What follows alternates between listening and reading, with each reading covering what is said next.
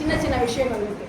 அதை வந்து அவங்க மேனேஜ் பண்ண தெரியாமல் டைவர்ஸ்க்கு வராங்க. நமக்கு கேஸ் வேணுங்கிறதுக்காக நம்ம வந்து அந்த சின்ன விஷயத்த பெருசுப்படுத்தாமல் அவங்களுக்கு அட்வைஸ் பண்ணுறதுல பெரிய விஷயமா மாற்றாமல் அவங்களுக்கு இந்த சின்ன விஷயங்களை எப்படி வந்து விட்டு கொடுத்து போகணும் குடும்பத்தில் அப்படிங்கிற சில விஷயங்களை நம்ம அவங்களுக்கு முன்னெடுத்து வச்சு அவங்களுக்கு நம்மளால் ஆலோசனை வழங்கினா மட்டும்தான் அந்த குடும்பமானது ஒழுங்காக நடந்து ஒரு சமுதாயம் நல்லதாக வரும். எல்லாருமே வந்து டைவர்ஸ் வாங்கிக்கிட்டு போயிடுறேன், நான் வந்து மறுமணம் பண்ணிக்கிறேன்ற போது அது வந்து இந்த சமுதாயத்துக்கு அந்த அளவுக்கு நல்ல விஷயமா இருக்காது.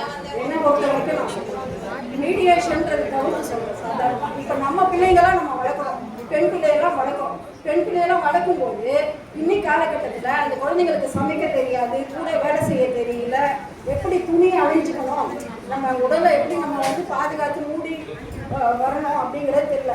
ஸோ ஆடை சுதந்திரம்லாம் இருக்கு, இல்லை இல்லை. ஆடை சுதந்திரம் எந்த அளவுக்கு இருக்கணுமோ அந்த அளவுக்கு இருந்தால் தான் நல்லது. நம்ம வந்து பண்பாடு கலாச்சாரம் அதெல்லாம் பற்றியும் பேச வேண்டாம். அவங்க சுதந்திரமாக வாழட்டும், அவங்களுக்கான கல்வியை சுதந்திரமாக படிக்கட்டும், அவங்க விருப்பப்பட்ட வாழ்க்கையை காதல் வாழ்க்கை பண்ணணும், அதையும் பண்ணிக்கணும்.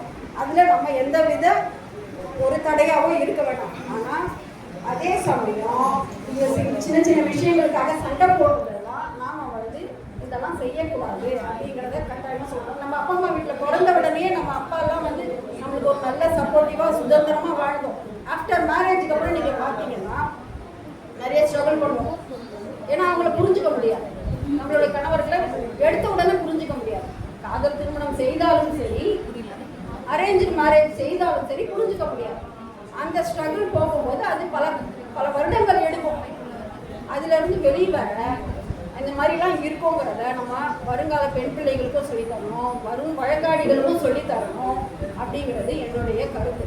அதனால் வழக்கறிஞர்களாகிய நாம் கட்டாயமாக இதை செஞ்சு அந்த குடும்பமானது பிரியாமல் இருந்து முடிஞ்ச அளவு நாம் அவங்கள சேர்த்து வச்சு நம்ம இந்த சமுதாயத்தில் நல்லபடியாக குடும்பமாக வாழவும், மறுமணங்கள் அதிகமாக நடக்காமல் தடுக்கவும் வழிவகை செய்யணும். அது